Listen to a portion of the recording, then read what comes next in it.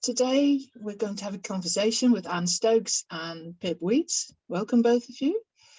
And this is all around the conference that Acto will be having on June the 12th. Both Pip and Anne will be presenters there, and we really hope that you will join us there.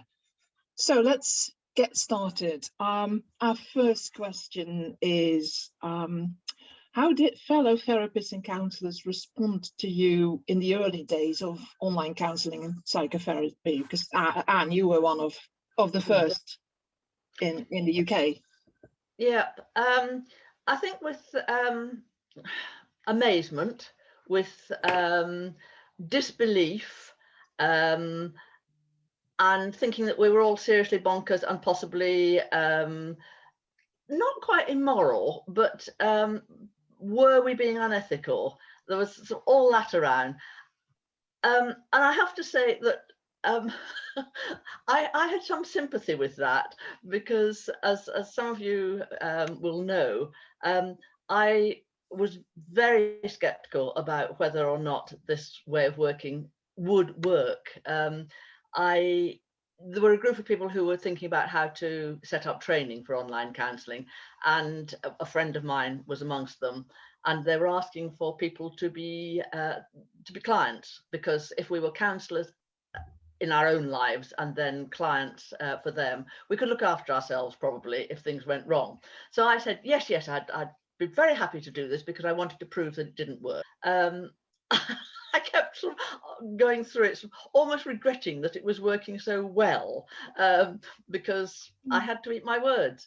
But I think in a way that was quite a helpful experience. It's quite helpful for me going from that place of disbelief to a place of thinking this really would work, and it helped me to understand where other people were coming from. I don't know what your experience was, Pippa.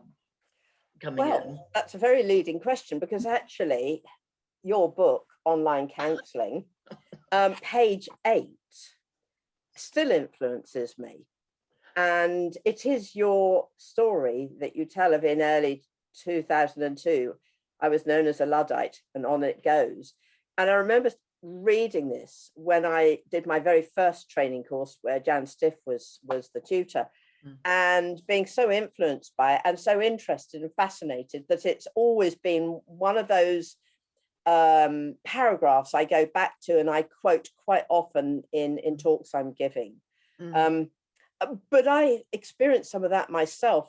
Before the pandemic, I regularly received abuse online about, well, this can't possibly work. Thanks for warning us about your conferences and your courses. We'll make sure to tell people to avoid them type thing. It was very, very abusive and full of disinhibition and unthoughtfulness.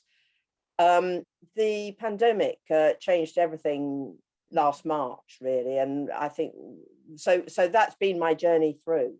I guess, Anne, you probably would recognise a lot of that. Yeah, yep. From the disbelief of my colleagues when I was working at Bristol University at the time, that I actually was touching a computer and being excited about it, through to people now having had to work online with the pandemic, which is both a good and a bad thing. I have some mixed feelings about that. In some cases, not in all cases, brought people online without thinking what they're doing, and that worries me.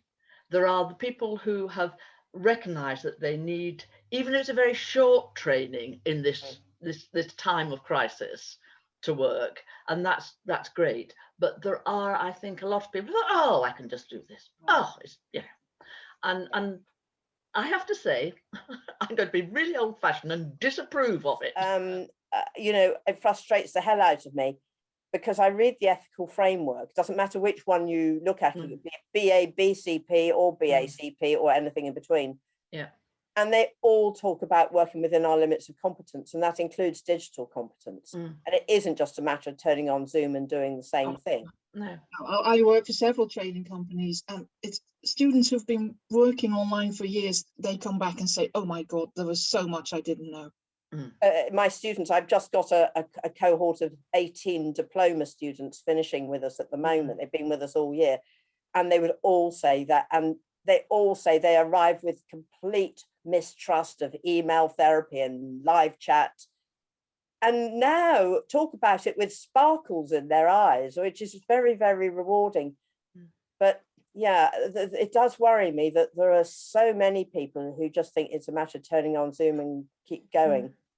And the annoying thing is for me that the same people, well, I hope, well, I don't think, would actually, they wouldn't start working, for example, with couples face to face without some training. They wouldn't start working with young people without training. But somehow this doesn't count. You're absolutely right, Anne. And last year, one of the professional membership bodies, I won't name it, had complaints to the value of £600,000.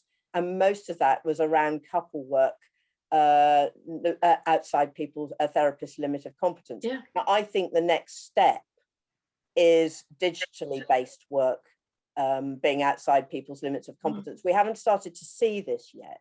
Yeah. But I really do urge everybody to get at least some basic training, or at least have a supervisor who's trained to work online, because that can shortcut a lot of learning and be very helpful. We're already seeing that in the Netherlands, where my professional body says that the most complaints they get is about online counselling and coaching, people not knowing what they're doing. So, and that's only going to get bigger, I think. Yeah. During pandemic, I've done, I work with Malta University anyway, but I've done quite a lot of work with them, because interestingly, in Malta, it's a warranted profession and you may not work online by law unless you have trained. So there was a sudden influx of care workers, social workers, psychotherapists, counsellors, psychologists, all did a sort of training with me. But also now the first year students can't go out on practice, on placement, until they have done a training.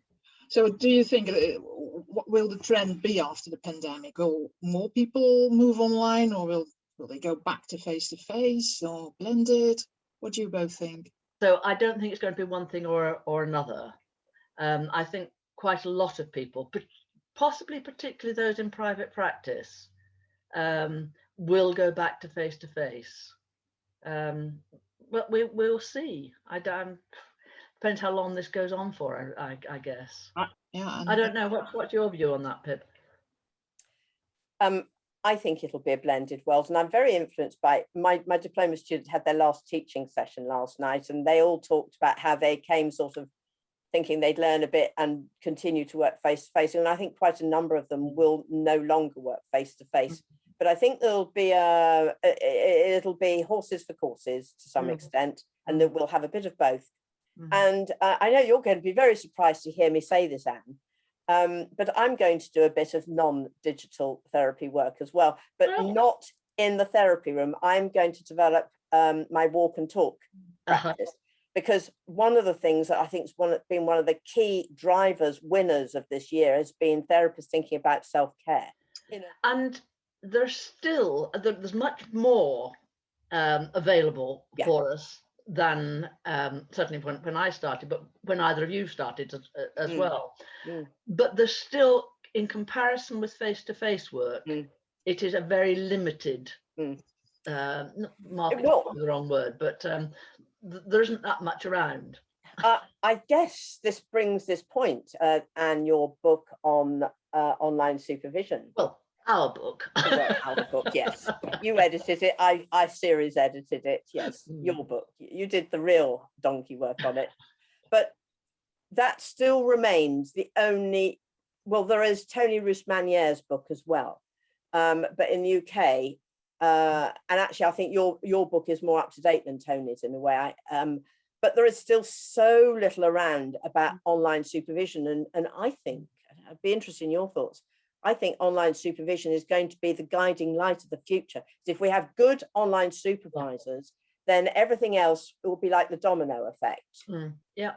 But it is the one with the online in front of it. Yes. It is the one that is the most critically important at the moment. And a plea to everybody who watches this to think about training as an online supervisor.